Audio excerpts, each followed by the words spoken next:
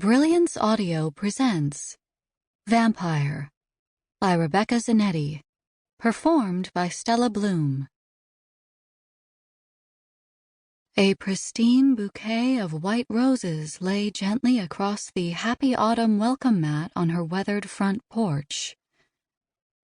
Mariana froze mere feet away, grocery bags in her hands, as the breeze lightly lifted a couple of petals. He'd found her. She dropped the bags and dug her gun out of her purse, swinging her gaze around the peaceful neighborhood.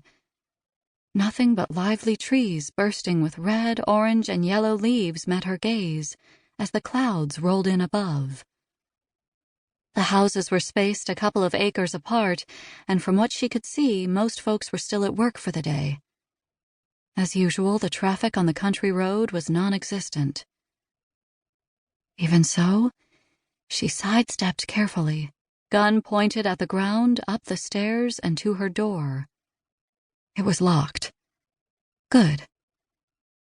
Entering the cottage, she locked the door behind her and swept the one-story, two-bedroom home. Even though she'd practiced for this, she still held her breath before looking under the beds and behind the shower curtains. Nothing. She was alone. Thunder rolled outside, promising a good storm. She sagged against the wall and let her arm drop. Okay. She was all right. So much for statistics. Usually a stalker gave up and found somebody else to harass when his victim moved across the country. Not this time. She ran for the closet in her bedroom and whipped the doors open to reveal the camera system and punched up the video. Blank. They'd been wiped clean. Her ears started to heat, and she shrugged out of her jacket. She fumbled for her phone in her back pocket and dialed a direct line to the Dallas Police Department. "Coolie," came a distracted voice. "Hi, Laura. It's Mariana." She slid down the wall to sit on the polished wooden floor. Silence erupted across the line. "M?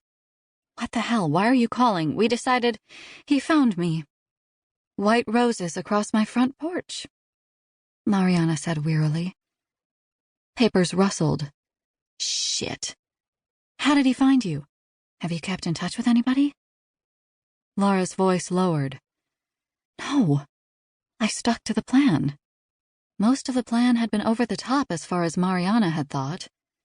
Turned out she was wrong. I only have a burner phone and I change it every month. Haven't talked to a soul from Texas, haven't used credit cards, and I've stayed off the internet. He's better than we thought. Her stomach cramped. Crap, Laura muttered. I've continued working the case, but I have nothing. No clue who this guy is, still, if it even is a guy. If I can't find him, how did he find you? I don't even know where you are. Indiana, Mariana said quietly. Nice town, you should come visit. While her knees were trembling, it was still nice to be talking to her best friend again. We were wrong that he'd move on to somebody else.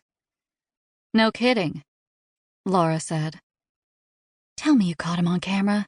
Tell me you installed cameras first thing. Mariana set her head back and shut her eyes, trying not to vomit. I installed cameras, and I did not catch him. He found them and wiped them clean. I bought the best I could afford. Which hadn't been much, unfortunately. She opened her eyes and laid the gun on her thigh. What now? Well, you could come home, Laura said. If he found you, I'd much rather you were here with me. You can have my spare bedroom. Mariana stared at the floor she'd lovingly restored after hours and on weekends. She'd made this home hers.